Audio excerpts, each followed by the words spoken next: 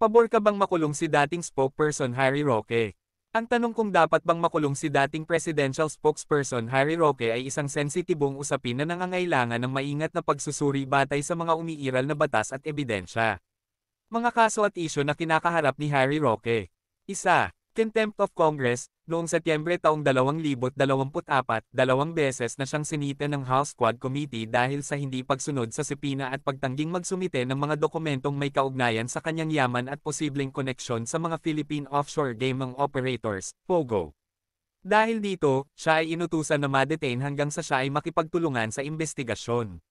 Dalawa, Qualified Human Trafficking. Noong Mayo taong 2025, isang korte sa Angeles City ang naglabas ng warrant of arrest laban kay Roque at 50 iba pa dahil sa umano'y pagkakasangkot sa human trafficking kaugnay ng operasyon ng Lucky South 79 na Pogo Hub sa Porac, Pampanga.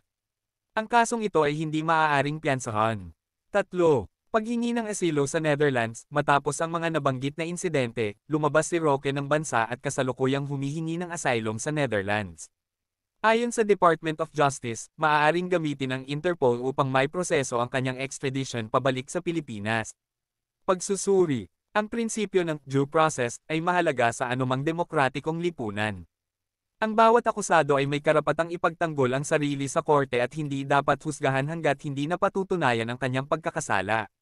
Sa kasong ito, ang mga korte at ang Kongreso ay nagsasagawa ng mga legal na hakbang upang masiguro ang hustisya.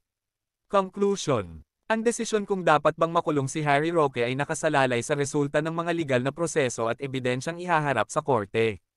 Mahalaga na hayaan natin ang hustisya na umiral at iwasan ang agarang paghatol batay lamang sa mga ulat o opinyon.